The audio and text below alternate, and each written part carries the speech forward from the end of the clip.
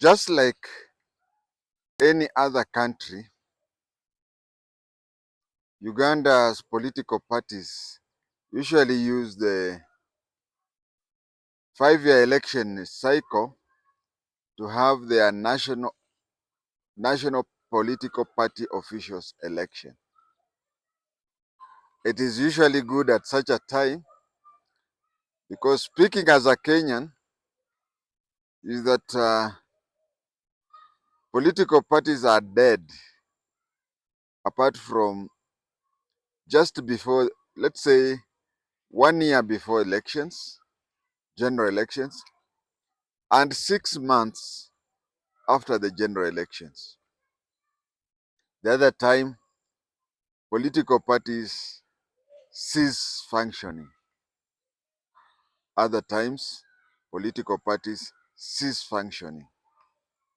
So they only function during the 1.5 years. That is the best time to have national elections. The NRM, National Resistance Movement, used that opportunity to have various elections.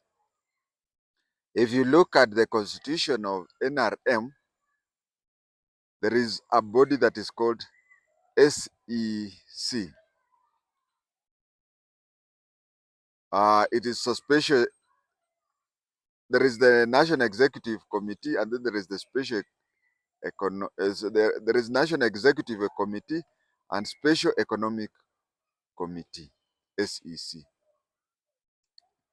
Now, the attention should be drawn very much on SEC, not even NEC.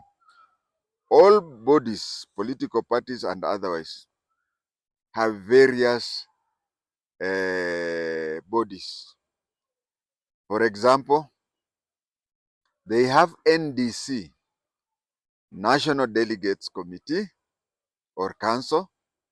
They have NEC, which is National Executive Committee. Each has its own defined duties.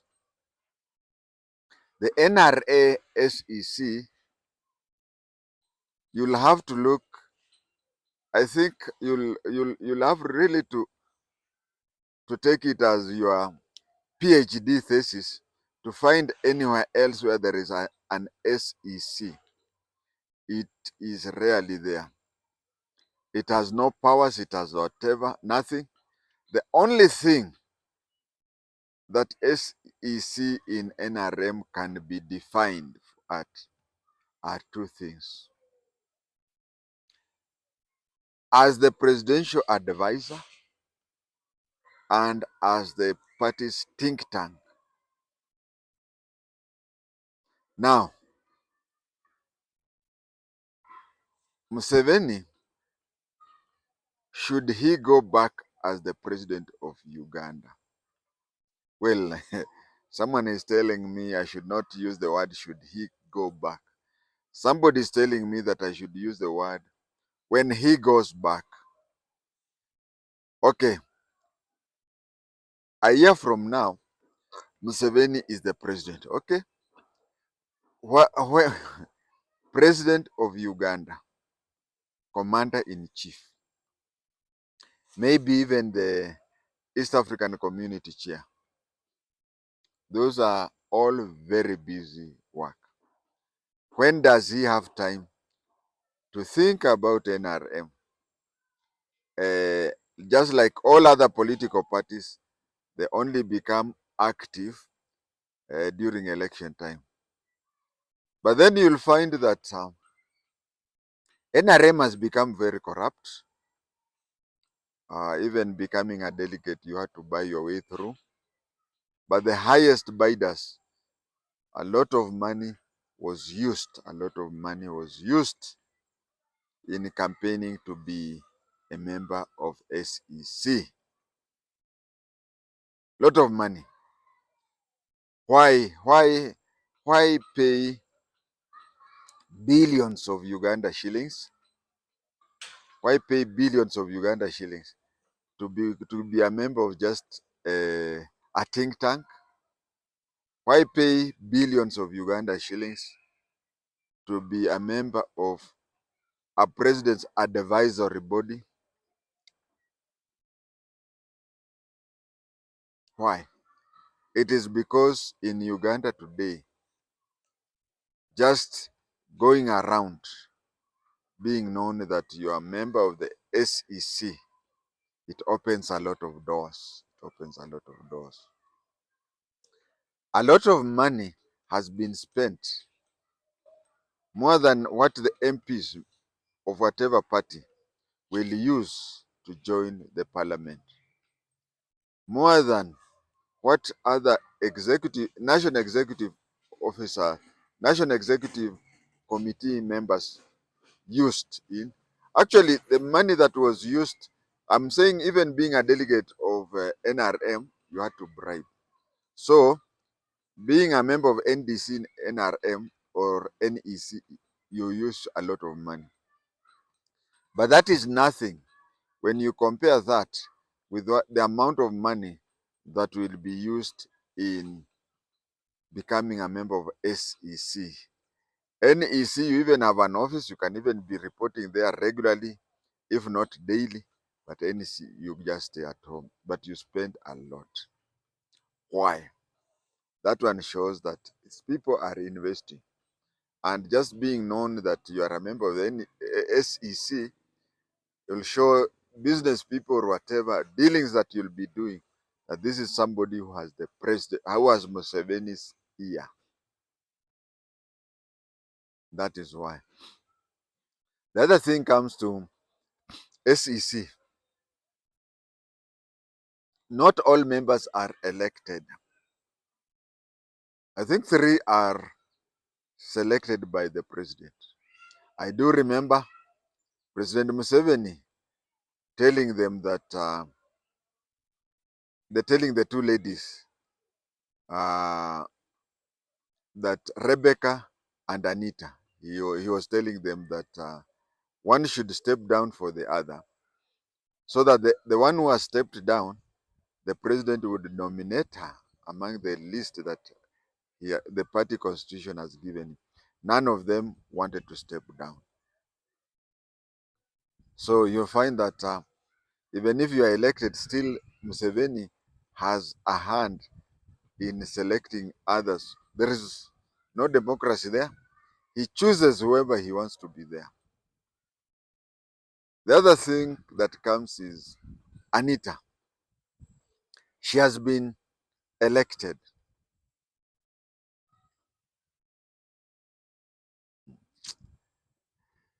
I don't know what to say there. One, she has been elected as a member of the president's think tank. And during her campaign, she said that in her capacity as the speaker of the Ugandan National Assembly, she would make sure that motions and motions that are forwarded are the ones that the chairman, who is Museveni, wants. Already she has declared that in parliament she is going to be Kenyans. You'll find that I'm talking about Kenyans because I'm a Kenyan. You'll find that over the years we have been hearing speakers saying, I have no voice. You are my voice. You are my employers, and so on and so on. Actually, today, if the honorable members want to vote out the speaker of any of the Kenyan houses, the 2 houses, they just have to pass a vote of no confidence. So the speaker is an employee of members of parliament. Whatever the majority of members of parliament do, they do whatever the members of parliament want, the speaker does that. He is a referee among them. But here is a referee of the National Assembly. Forget, if it were those days of Kanu, Baba na Mama, we could understand. But here is a think tank member of the NRM saying that all her time that she will be in parliament as the speaker, she will be pushing for Museveni's wants. Again, In the NRM constitution, you see, that is why Kenya is good. In Kenya, I would have even gone to court and said that, and been pointed something about ABCD, and the court would have declared those things unconstitutional. Because in the NRM Act, not NRM Act, in the NRM Constitution, the Speaker of the National Assembly, that is what Anita was trying to say, that by virtue of you being the Speaker of the National Assembly, already an ex-official member of SEC. Now, why should you now be elected again? And already you are an ex-official. Okay, I'm not talking of that. I'm talking of this. Why should a political party have the Speaker of the National Assembly as its ex-official member? If it has to be that way, then it has to be all political parties with members in the National Assembly. Does it mean that tomorrow, if, okay, we are going to, they are going to have the elections, they are going to have the elections, they are going to have the elections. Let us say that Museveni wins, because in Uganda, every election there is a high turnover, but nobody, the only one person who is sure of coming back has always been Museveni for 40 years. In the next 3 months, it will be 40 years. And anybody else? So you find that supposing the elections are held, Museveni comes back, but other political parties have more MPs than NRM. And then other political parties collude and elect a speaker from another political party or an independent. Would he or she be a member of the SEC of NRM? That is a big question. So you find that it has gone that way. And then there is the question of Busoga. There is a problem of Busoga. I'm seeing Busoga becoming very politically active now and in the future. You remember when Madam Anita was complaining about, when Madam Anita was I mean, Ugandans, you have to forgive me. Ugandans, you have to forgive me. Sometimes when I talk about politics of another country other than Kenya, I tend to mix names. I tend to mix names because I remember when I was talking about Ugandan generals. Yeah, there is this general who was the lion of whatever of Mogadishu. I tend to mix that because I'm not a citizen of that country. But I'm saying this: this place, Basoga are going to become very much politically active. They are going to bring issues in future. You remember the Madam Deputy Prime Minister complained that the way she was being mistreated, will boil down to Busoga, because those people would not be happy with the person. Of course, she was immediately warned by Museveni not to bring in the tribalism. But what many people don't know, especially non-Ugandans, is that the speaker is married. I don't think if she's a Musoga, but her husband and her children are from that tribe. So a lot of things will happen there. Expect also backlash from there. That one is that. Now let us go into Uganda's history. Among the things that Madam Speaker was saying, you know, there are times when you are told silence is golden. Sometimes when you talk, you sell yourself. Madam Speaker said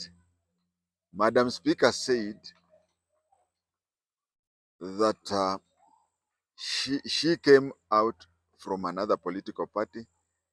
She is bringing in the vibrant new blood into the NRM. She said that all guards in NRM should step aside for new blood. She may have meant her competitor, but in political interpretations, it is very easy for that one to be used against her now or in the future. For Kenyans, you'll remember,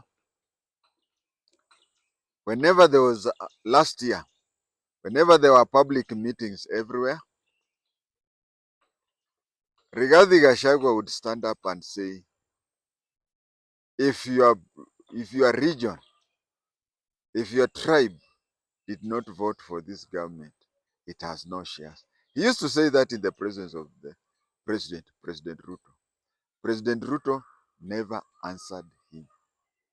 But at a future appropriate time, like today, Ruto can go anywhere, especially away from Rima, and tell the people that, do you remember, Kenya, anybody in Kenya needs development. Whether you voted for the government or not, you need to enjoy government's benefit because you are a taxpayer.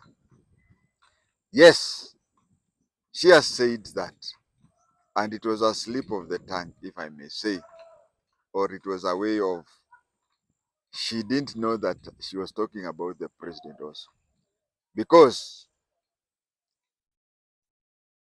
Lady Deputy Prime Minister, what did he do? She joined NRM 3 years after its formation. She joined NRM in 1989. NRM is the brainchild of Museveni.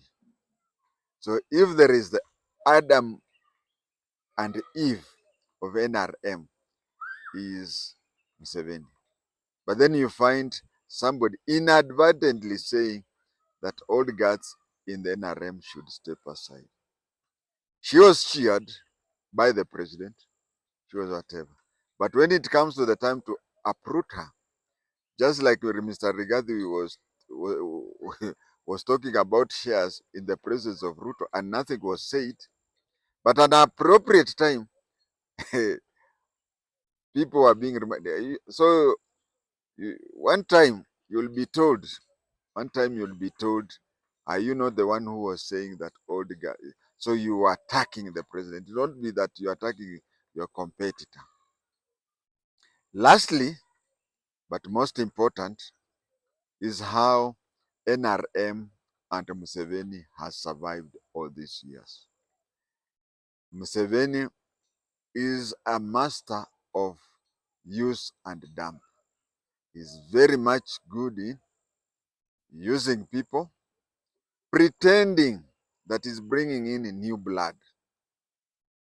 Just like Madam Speaker was saying, and people cheered, that yes, let us have a new team to run the party to the next level.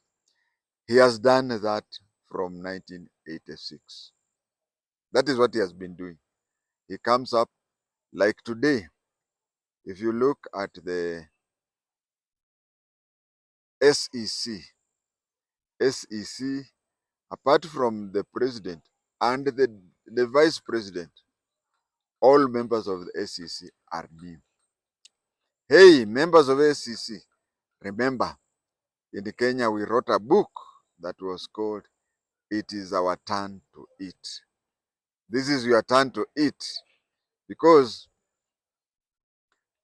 if the former SEC, all of them apart from the president and the vice president, were kicked out, know that this is a place where you will not be re-elected. But let me talk about all other positions. One thing in Uganda is it has one of the highest turnover of elected MPs. it is around 60%. What I mean here is look at the elected leaders in Uganda now. Expect only 40% to be re-elected. So in a matter of 5 or 10 years, or even 15 years, if you go back to Ugandan parliament, you will be shocked that maybe it is only General Moses Ali who will be remaining. But Uganda has a habit of kicking out all the people. When it comes to the political party, you have seen Museveni always has a new team in every election cycle. Why is he doing so? He, like right now, he has elected a lot of people brand new, people whom he will use to finish off the outgoing leaders. The outgoing leaders will have their the outgoing leaders will have to retire and go somewhere in the corner of the country and keep cool. These others will go, and you see the way they act and the way they do a lot of things, they endear themselves to the public. Museveni makes sure that he Museveni makes sure that once these people have started endearing, for example, you become very popular in your district. You become very popular in your district. Museveni knows that you will extend your popularity to the region, and from the region, you will extend it to the national. And at the national level, you will now compete against him. So that is why he sees that you reach a certain level, he cuts you off and brings in another team. Another thing that Museveni has been doing is planting spies, planting agents in other political parties. Madam Speaker, before she became a member of NRM, before she became a speaker, she was a member of the opposition. Yes, Museveni said that she used to dress funny. For a member of parliament, dressing should not be a problem with you, but if you look at the way she used to dress while she was an MP, and you look at the way she is now dressed and whatever, you find that she's flashy nowadays. She even visits her saloonists regularly. But I've seen her laughing, I've seen her enjoying, I have seen her doing whatever. There are people, most of them, they are still alive. Uh, most of them are still alive. These are the people who started NRM with Museveni. The idea of Museveni bringing in new blood, it is not to bring in new ideas and fresh ideas. No. It is an idea to do away with anybody whose horns are becoming longer than required. So next time uh, you see, by the way, people say that Madam Deputy Prime Minister used to be worse. She's the one even who beyond reason. She went beyond reason, and she pushed it. There was that problem of term limits. There was an issue of term limits that Museveni had completed his term limit, and she single-handedly fought to reinstate that section that Museveni can continue. So those people who are celebrating that she's burning, she's frying in her own oil, are reminding her that if she would have left members of parliament to keep that section of two-term limit, maybe there would be another president and maybe things would not be that. Just the system of use and dump, immediately she did that, she was unceremoniously removed as the speaker. Not only was she unceremoniously removed as speaker, we are now going to see her being unceremoniously removed from all her political positions and she's going to be a nobody just like me and you.